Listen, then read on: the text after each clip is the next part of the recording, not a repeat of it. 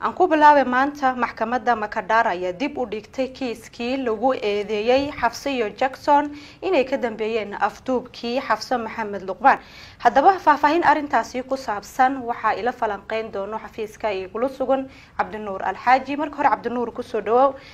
shalay waxa maxkamadda Makadara ee Nairobi la soo taagay laba eedeysana oo kala ahaa Xafsa iyo Jackson sida garsooraha maxkamadda uu sheegay. maanta ayaa la sugayay in go'aan ee laga soo saara dambiga la xiriirinayo afduubkii Xafsa Maxamed Luqmaan. maanta maxaa ka cusbanaa dhanka iyo maxkamadda? aad baad umaadsantahay Nasro. waa saa sheegtay maxkamadda maanta aad baa loo sugayay in ay go'aan ay ka soo saarto arrimaha ku saabsan labadii qof oo lagu eedeeyay inay ka dambeeyeen falkii afduubka waa Xafsa Axmed iyo soo kale Jackson. saan la socono labadan eedeysanay axadii ayaa la soo qabtay waxaana la geeyay saldhigga booliska ee Buruburu.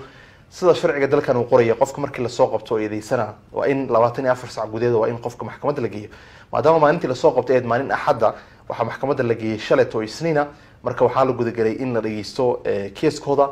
waxaana soo kalena Xafsa Axmed oo eedeysana waxaa matalaya qareenkeeda oo la yiraahdo Dunstan Omari. qareenka ayaa maxkamadda uu sheegay in dhanka iyo gabadha ay wali ay wax dambi ay geysan ilaa iyo maxkamadda go'aan ay ka soo saarto ay tahay qof eedeysana.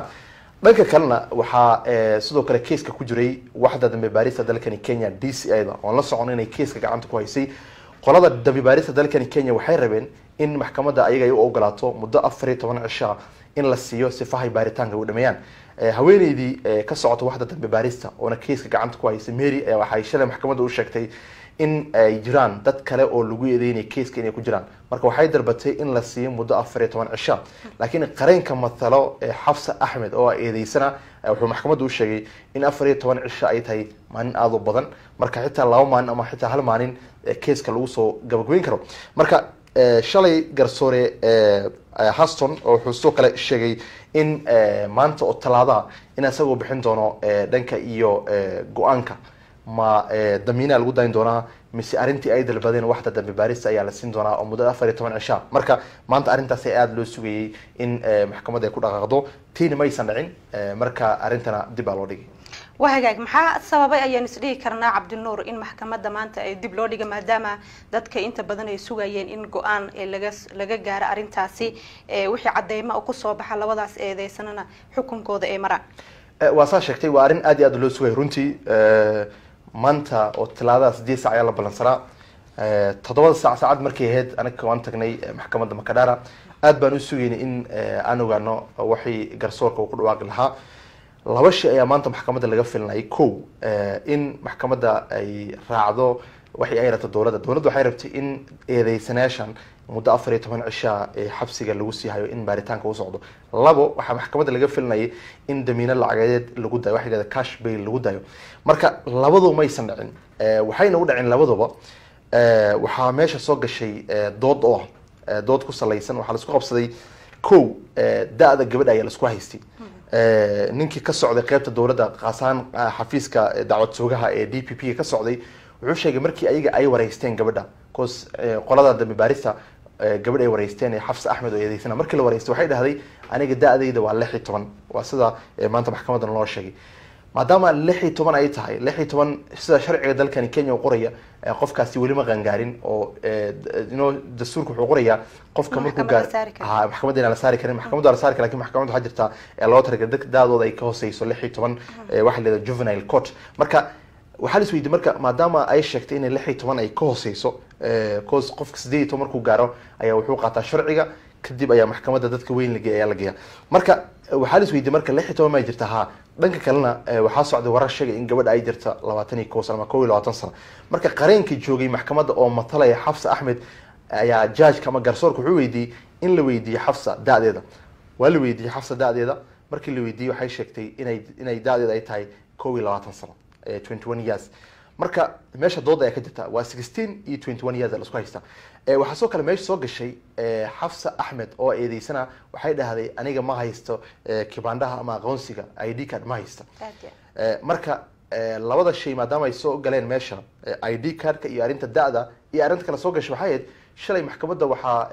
qareenka matala Xafsa Axmed oo eedeysana wuxuu maxkamadda u sheegay maalintii axadda oo Xafsa la soo qabtay in ciidamada booliska oo gabadha soo qabtay kow inay jirdil u geysteen waa sida qareenka ku doodaya laba waxay leeyihiin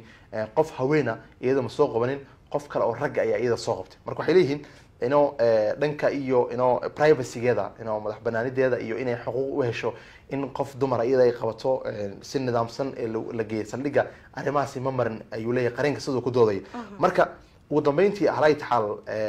garsooraha wuxuu sheegay maadaama labadaas arrimood ay soo baxeen arrinta da'da iyo arrinta ku aadan in iyada jirdil ama dhibaato loo geystay kow iyo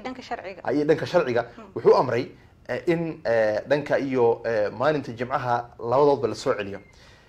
waxaa lagu soo celinaya maxkamadda markii la soo celiyo inta laga gaaraya taariikh 2 oo jimcada ku beegan waxa uu garsooraha sheegay in la soo baaro la ogaado da'da rasmiga ee Xafsa Axmed oo eedeysana waayo 16 16 iyo waxa la isku haystay 22 iyo in la ogaado inay sharci haysato ee in kala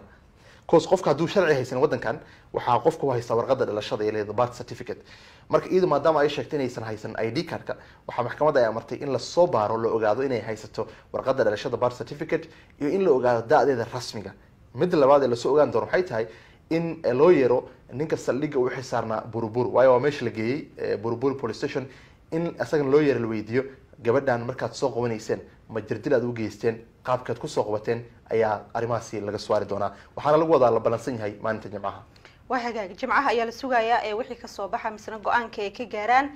maxkamadda labada eedeysana Cabdinuur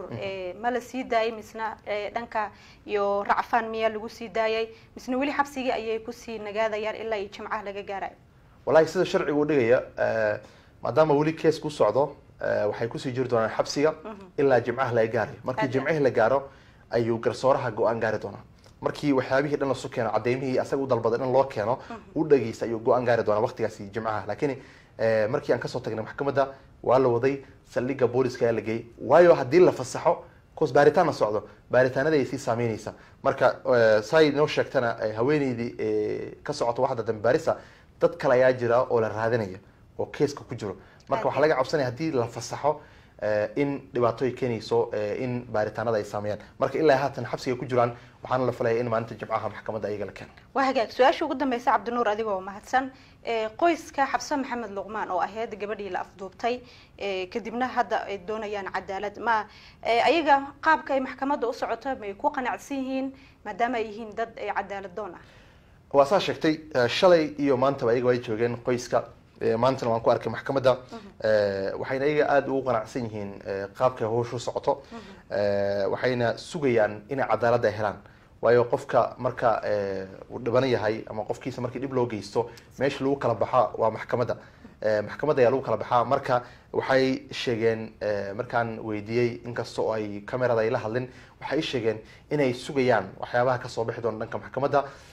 iyo in gabadhooda cadaalad ay hesho marka aad bay u sugayaan aad bayna dhagaha u taagayaan ayay kelima ah dad badan ayaa dhagaha taagaya waayo nasro arrintan afduubka dad badan ay sidoo kale cabsi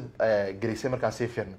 dad badan oo Soomaaliyeed oo xitaa magaalada Nairobi aan joogin balse gabdhahooda ay joogaan Nairobi ayaa aad iyo aad ugu walwalsan arrimahan ku aadan afduubka marka wadankan arrintan aad bay u soo badatay marka aad baa loo sugayaa go'aanka ka soo bixi doona dhanka maxkamadda marka sida sharcigu dhigayna dadkan waa eedeysane ilaa iyo cadeyn laga helo waa in ayagana xaq ay u leeyihiin inay noqdaan dad eedeysana garsooraha ayaan ka warsugi doonaa in arrintan go'aan uu ku gaaro wixii ay mudan yihiin ma la xiri doonaa baaritaanka sii socon doonaa miya miswaas arrimahaas dhan maalinta jimcaha duulahan gaarsay taariikh 2 ayaan ogaan doonaa maxkamadda ayaa go'aan ka gaari doonta si fiican waa hagaag aad u mahadsan tahay Cabdinuur waana kaaga mahad celinayaa sida quruxda badan aad igala falanqaysay arrimaha maxkamadda ku aadan afduubkii Xafsa Maxamed Luqmaan loo geystay aad u mahadsan tahay